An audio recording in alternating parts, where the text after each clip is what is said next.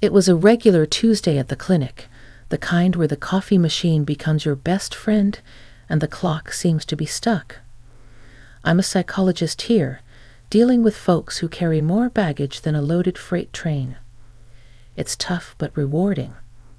That's when Jake walked in, lugging his dad along who looked like he'd seen better days. "Hey, I need some help here." "It's like a maze and my dad needs to see the doc pronto," Jake said, his voice laced with worry, but trying to keep it cool.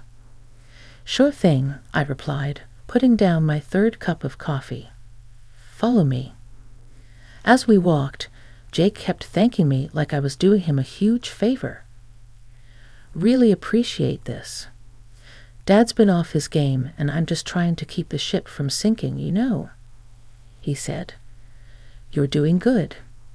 It's not easy, but hey, you're not alone," I assured him. He gave me a look, a mix of surprise and relief. It was clear he wasn't used to getting support. We got to the doc's office, and I assured him they were in good hands. "Thanks. Call me Alex," I said. "Thanks, Alex. I owe you one." "Let me buy you coffee sometime," Jake offered, scratching the back of his neck, looking a bit awkward. I laughed. "Sure, but I warn you, I'm a tough critic when it comes to coffee." "Challenge accepted," he grinned. And just like that, we hit it off. We started hanging out, first coffee, then movies, and the occasional dinner. It was easy with him, like I didn't have to try hard to be someone I'm not. Jake was all about keeping things real. No hairs about him. He worked in his family's laundry business.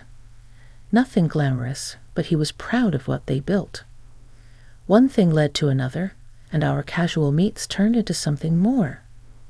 Jake was a breath of fresh air, his straightforwardness, the way he'd call it as he saw it, no sugarcoating. It was refreshing, especially in my line of work where everything's about reading between the lines. "Alex, you know, I've been thinking," Jake said one evening as we were closing down another burger joint. "We're good together.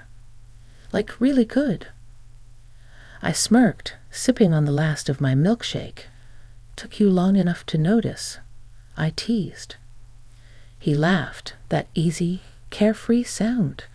"So what do you say? You want to make this a regular thing." "Jake, I thought you'd never ask." "Yes, let's see where this train wreck goes," I teased, bumping his shoulder with mine. A year into dating Jake, things got pretty serious pretty fast. We were like two peas in a pod, dreaming big and laughing through it all. One chilly evening, wrapped up in layers, we were at our favorite spot in the city, a little bench overlooking the river. That's when Jake, in his no-nonsense way, popped the question. "So, Alex, I've been thinking," he started, his breath forming little clouds in the cold air. "How about we make this official? You, me, a couple of kids running around?" I couldn't help but laugh. "Kids, huh? You sure you can handle that?" "With you, I'd handle a zoo," he shot back with a grin. I took a moment, looking out at the water, the future suddenly feeling so close. "Yes, Jake. Let's dive into that zoo together." The decision to marry Jake was the easy part. Living it out, now that was going to be a challenge. We decided on a small, cozy wedding and started talking about our future, dreaming of a big family. Jake was on board, his dreams as big as mine. We settled in a rented apartment, squirreling away whatever we could for a down payment on a house. But not everything was smooth sailing.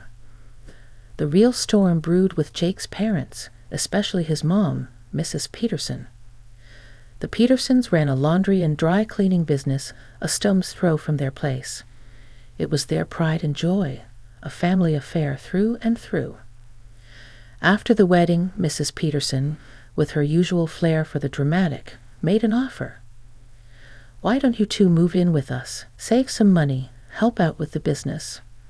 She suggested one evening, her tone suggesting it was more of an order than a suggestion. Jake and I exchanged looks.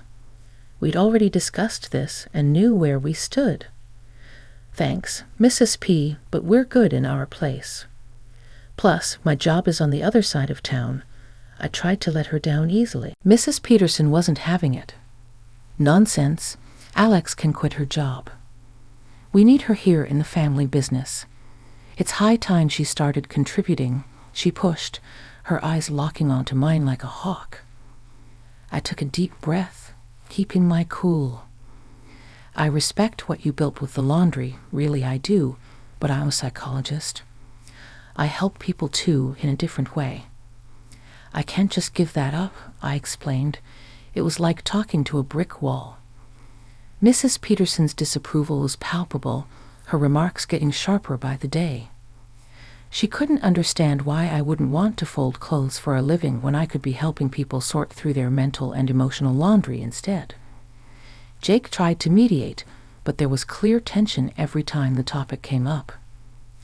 We loved each other, but the shadow of the family business loomed over us, testing us, pulling us in directions we didn't want to go.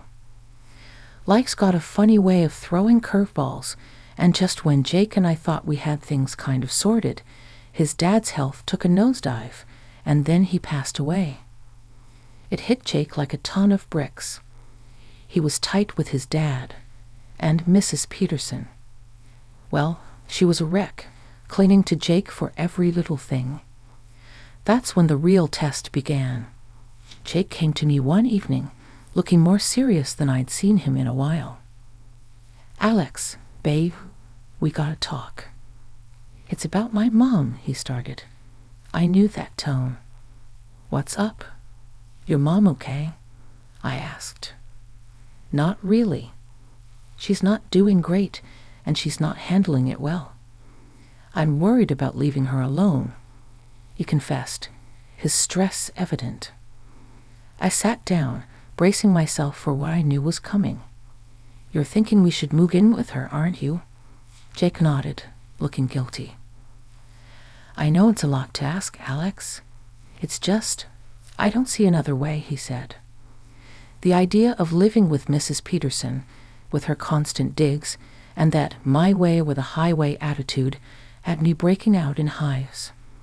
But I saw the desperation in Jake's eyes, and damn it, I loved the guy. "Look, Jake, I'm not going to lie. The thought of living with your mom gives me nightmares. But I get it. Family's family. We'll figure it out," I reassured him, grabbing his hand. "Thanks, Alex. I promise we'll make it work." Moving in was rough. Mrs. Peterson had an opinion on everything, from how I dressed to how I cooked. It was like walking on eggshells covered in landmines. One evening, after a particularly long day at the clinic followed by an even longer commute, I came home to find Mrs. Peterson in full critique mode. "That's not how you fold the towels, Alex. And dinner." "Well, I suppose it'll have to do," she remarked. I clenched my teeth, counting to 10 in my head. "Mrs. Peterson, I'm doing my best here. Maybe you could show me how you'd like things done," I suggested, trying to keep my cool. "Well, if I have to do everything myself, what's the point of you being here?" she retorted. Jake walked in just then, catching the tail end of the conversation. "Mom, come on. Alex is helping out a lot. Let's give it a rest, huh?" Mrs. Peterson shot me a look that could curdle milk but backed off. That night, Jake and I had a long talk. "Alex, I know this is tough. I see it, and I'm sorry. But we're in this together, okay? We'll make it work," Jake promised. I nodded, exhausted. Together. "But Jake, something's got to give. I can't keep doing this dance with your mom. It's like she's got it out for me." "We'll figure it out, babe. We always do." 6 months in, and I'd had my fill of getting an earful from Jake and his man every day like clockwork. Their gripes and digs were my daily bread. I couldn't do anything right according to them, so I figured maybe if I wasn't around as much, they'd find someone else to nag. I cut down my hours at the clinic to a part-time gig and started putting in shifts at the laundry in the afternoons.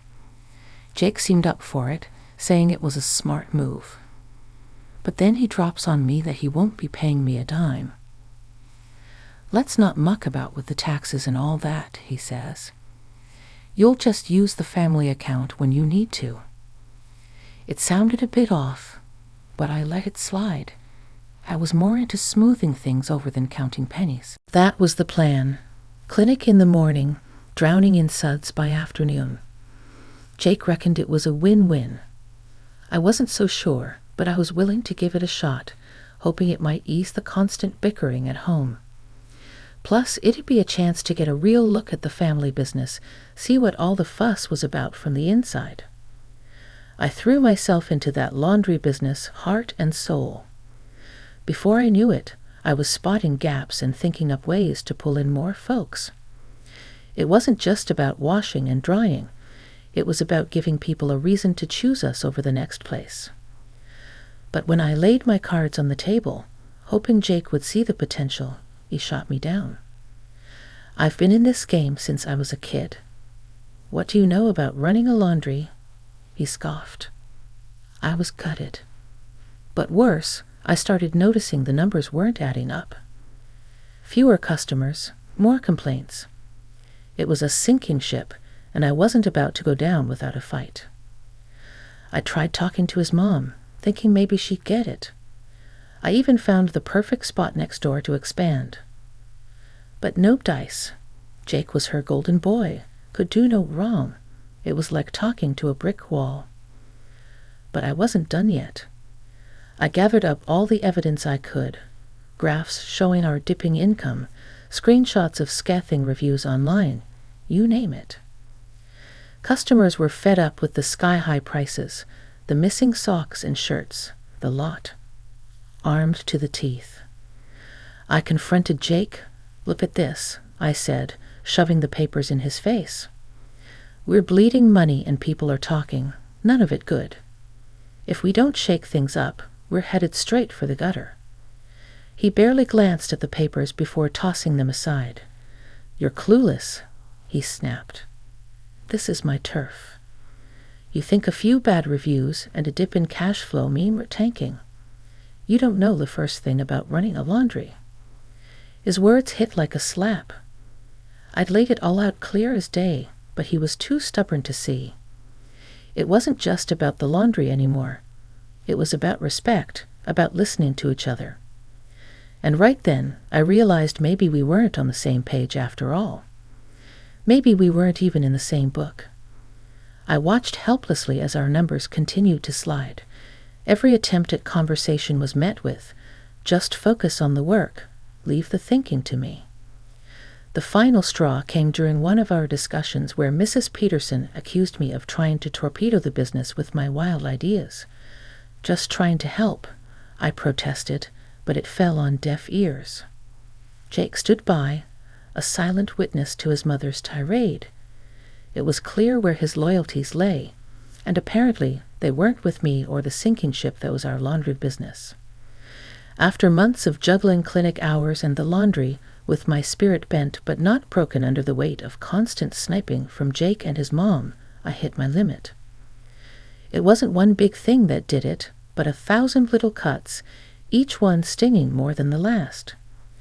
Every day felt like navigating a minefield, but I kept my head down, thinking maybe, just maybe, things would get better. That was until my birthday rolled around. A day that should have been about a little joy, a little break from the endless grind. I left a note for Jake in the morning, thinking he'd at least remember the date. Out for the morning, back soon? Simple, right? I treated myself to a new dress, something I hadn't done in ages, then hit the salon, hair, nails, makeup, the works. It was my day, after all, or so I thought. The moment I stepped back into the house, I could feel the storm brewing. Jake and his mom, Mrs. Peterson, were there, faces like thunderclouds waiting for me. "Where the hell have you been?" Jake barked the second I walked in. "The laundry's been a mess without you. And there's no breakfast." I blinked, taken aback. "But it's my birthday," I thought. His mother cut in, her voice sharp as a knife. "Your birthday? You think that's some excuse to slack off? We needed you here. You're just lazy and clueless, not even fit to be a housekeeper." I felt my heart sink. Not even a happy birthday, nothing. I turned to Jake, searching his face for some support, some sign he'd stand up for me. "Jake, you too? You think I'm just lazy?"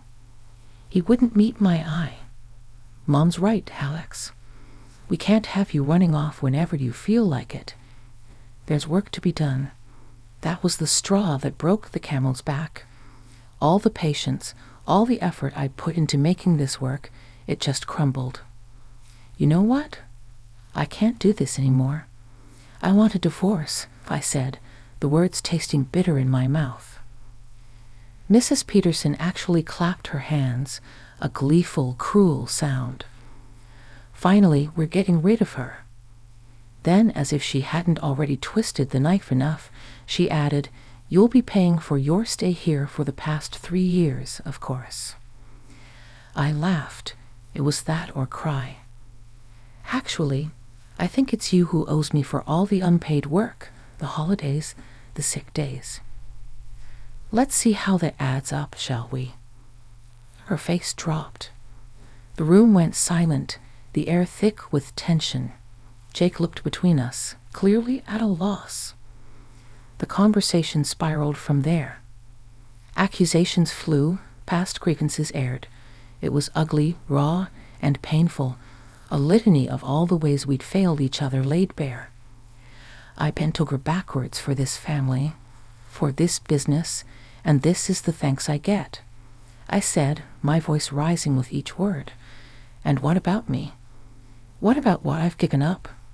Jake shot back, anger and something like regret flashing in his eyes. "We're talking past each other, Jake. I don't even recognize us anymore," I replied, the fight draining out of me. The talk of divorce, of debts and dues, it all just underscored how far apart we'd grown. The love that had once bound us together had been stretched thin, frayed by neglect and misunderstanding. Walking away from Jake and his mom, I had a head full of steam and a heart full of hurt. But beneath all that, there was this tiny, stubborn spark of something like hope. Or maybe it was just spite. Either way, it was enough to get me moving. First thing, I found myself a little apartment. Nothing fancy, but it was mine, all mine. The silence was deafening at first, a stark contrast to the constant bickering and criticism I'd gotten used to. But I filled it up with plans and dreams, louder and more vibrant than any argument. I remember sitting there on a second-hand couch, surrounded by unpacked boxes, when my best friend Liz dropped by. She found me surrounded by papers, my laptop open to a dozen tabs. "I'll research what's all this?" Liz asked, raising an eyebrow as she picked up a stack of printouts about business loans and laundry equipment. "I'm starting my own laundry business," I declared, more to convince myself than her. Liz whistled low, impressed. "That's a bold move, Alex, going head-to-head with Jake and his mom." I nodded, feeling the resolve solidify within me. "Yeah, they think they've seen the last of me, but I'm not done, not by a long shot. I found a spot for rent right next to their laundry.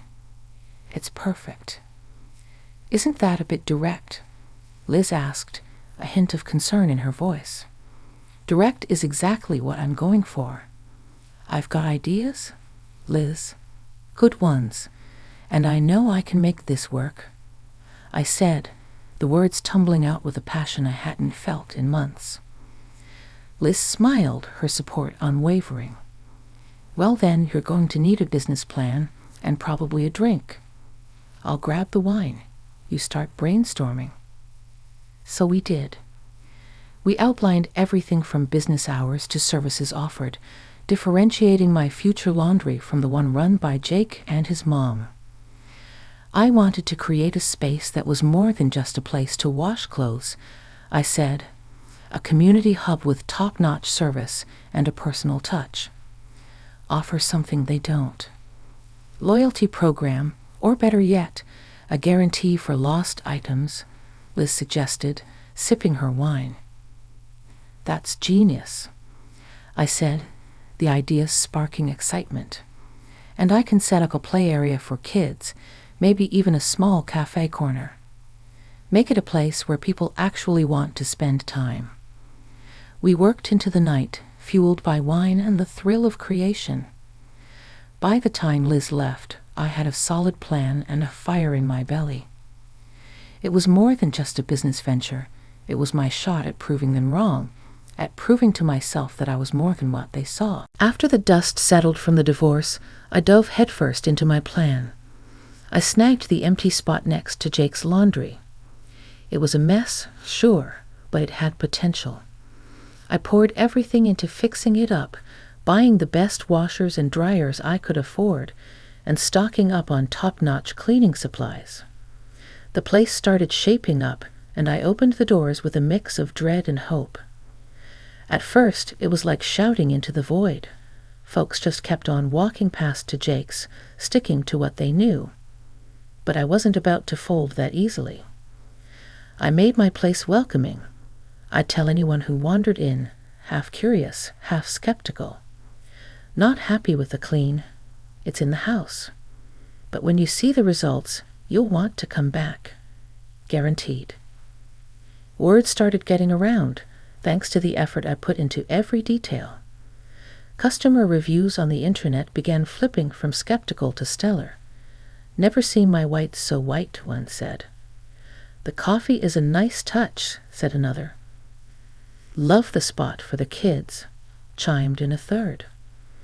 Before I knew it, my little laundry was buzzing, lines forming even in the early hours.